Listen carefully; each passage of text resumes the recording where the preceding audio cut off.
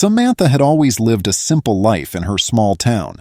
Every morning she took the same route to work, passing by familiar faces and places. One chilly autumn morning, as she walked to the bus stop, she noticed an elderly man struggling to carry his groceries. His frail hands trembled as he tried to hold on to the bags, and it was clear that he was having a hard time. Samantha's heart went out to him, and without a second thought, she approached him. "Excuse me, sir, can I help you with those?" she asked, smiling warmly. The old man looked up, his eyes full of gratitude. "Oh, thank you, dear. That would be wonderful." Samantha took the heavy bags from his hands and walked alongside him. As they strolled, they began to chat. The man's name was Mr. Wilson, and he lived just a few blocks away. He shared stories of his younger days, how he used to work as a carpenter, and how much he missed his late wife. Samantha listened intently, enjoying the conversation and the opportunity to help someone in need. When they reached Mr. Wilson's home, he invited her in for a cup of tea. Samantha hesitated for a moment, glancing at her watch.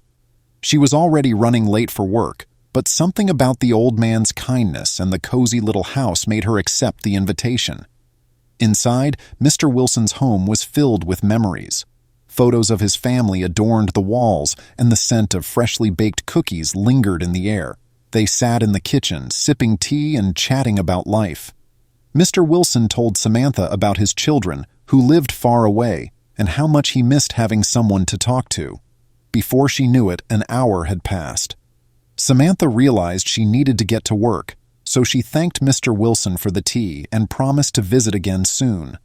As she left, Mr. Wilson handed her a small wooden figurine he had carved himself. "This is for you, Samantha, a little token of my appreciation," he said with a warm smile. Touched by his gesture, Samantha took the figurine and hugged him. "Thank you, Mr. Wilson. I'll treasure it." The next few days went by in a blur. Samantha couldn't stop thinking about Mr. Wilson and the kindness he had shown her. She decided to visit him again that weekend, but when she arrived at his house, she found it empty. A neighbor informed her that Mr. Wilson had fallen ill and was taken to the hospital. Worried, Samantha rushed to the hospital to see him. She found Mr. Wilson lying in a bed, looking weak but still managing a smile when he saw her. "Samantha, my dear, you came," he said softly. "Of course, Mr. Wilson. How are you feeling?" she asked, taking his hand. "I'm all right. Just old age catching up with me," he replied with a chuckle. "But seeing you brightens my day." Over the next few weeks, Samantha visited Mr. Wilson regularly, bringing him homemade meals and keeping him company. They grew close, sharing stories and laughter. Mr. Wilson often spoke about his life, giving Samantha valuable life lessons and wisdom. One day, as Samantha sat by his bedside, Mr. Wilson looked at her with tears in his eyes. "You've been like a granddaughter to me, Samantha. I can't thank you enough for your kindness." Samantha squeezed his hand. "You've been like family to me too, Mr. Wilson. I'm just glad I could be here for you." As the days went by, Mr. Wilson's health began to decline. Samantha spent as much time with him as she could, making sure he knew he wasn't alone. One evening, as the sun set outside the hospital window, Mr. Wilson took his final breath, holding Samantha's hand. Samantha felt a deep sense of loss as she watched Mr. Wilson's peaceful face. He had become a significant part of her life in such a short time, and his absence left a void in her heart. She spent the next few days arranging a small memorial service for him, inviting his distant family and the few friends he had left in the town. At the service, many shared their memories of Mr. Wilson, speaking of his kindness, his craftsmanship, and the love he had for his late wife and children. Samantha also stood up to speak, her voice trembling as she recounted the brief yet impactful time she had spent with him.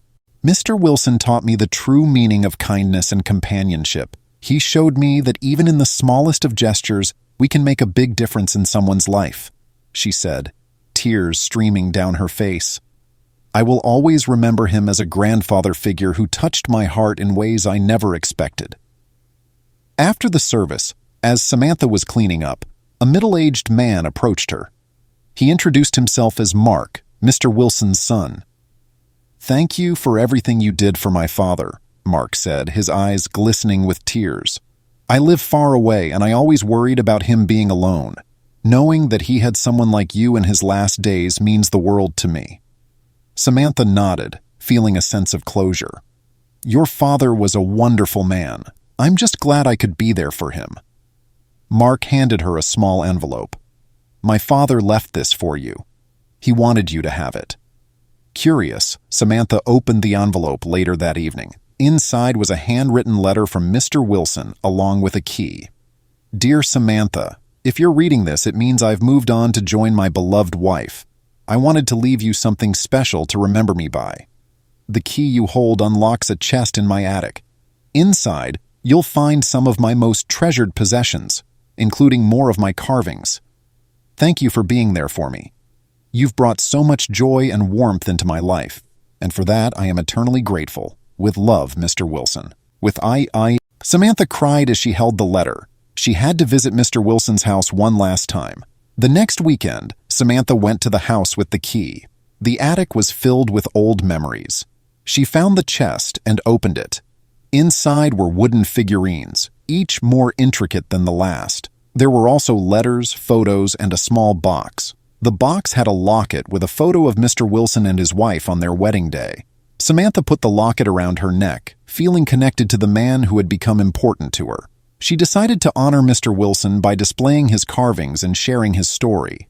Samantha organized a small exhibition at the local community center to showcase Mr. Wilson's work and tell his story. The exhibition drew many visitors, and they were touched by the story of the elderly carpenter and the young woman who had befriended him. One day, a young boy approached Samantha while she was setting up the exhibit. He held a bird carving by Mr. Wilson. "Did Mr. Wilson make this?" the boy asked. Samantha nodded. "Yes, he did. He was very talented." The boy looked at her. "I want to learn to make things like this." "Can I?" Samantha knelt down to his level. She felt warm inside. "You can do anything you set your mind to. I'll help you if you need it." The boy smiled, and Samantha felt happy. Mr. Wilson helped her find her purpose. She started a woodworking class for children, teaching them skills and values. Samantha's life changed. She found a new calling and kept Mr. Wilson's legacy alive. She taught her students the lessons she learned from him. Many children were touched by her classes and were inspired to create, be kind, and cherish their connections with others. The locket around her neck reminded her of Mr. Wilson. It showed that even simple acts of kindness could change lives. Samantha's woodworking classes grew. She taught many children to carve, and each made their own unique piece. The community center was a creative and friendly place where people could come together and make friends. One sunny afternoon, Samantha got a letter. It was from Mark, Mr. Wilson's son. He heard about her classes and how they were helping the community. "Dear Samantha, I hope you're well. Thank you for honoring my father's memory. Your woodworking classes are a source of pride in our community. My father would be proud of you.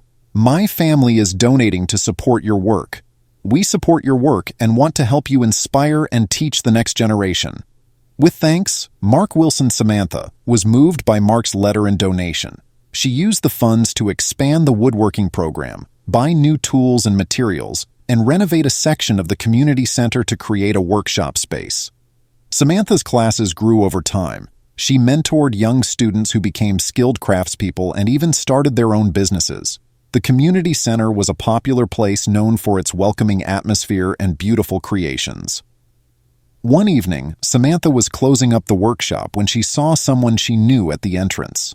It was the boy who had first asked about Mr. Wilson's carvings. He was now a teenager with a confident smile. "Hi, Samantha," he said. "Thanks for everything. Your classes changed my life. I'm going to college to study art, and I couldn't have done it without you." Samantha was proud and happy. "I'm proud of you. You've come a long way." The boy gave her a small bird like the one Mr. Wilson made years ago. "I made this for you. I hope it reminds you of how much you've inspired me." Samantha cried as she accepted the gift. "Thank you. This means more than you know." As he walked away, Samantha felt fulfilled. She knew that Mr. Wilson's legacy would live on through the lives she had touched and the skills she had passed on. His kindness and craftsmanship had transformed her life and would continue for generations. Samantha looked up at the sky, her locket glinting in the sun. She thanked Mr. Wilson. She knew he was smiling at her. With a grateful heart and a new sense of purpose, Samantha turned off the lights and locked the workshop, ready for whatever the future would bring. In the quiet evening, Mr. Wilson's kindness guided her. It showed that even simple acts of love and generosity could create a lasting legacy.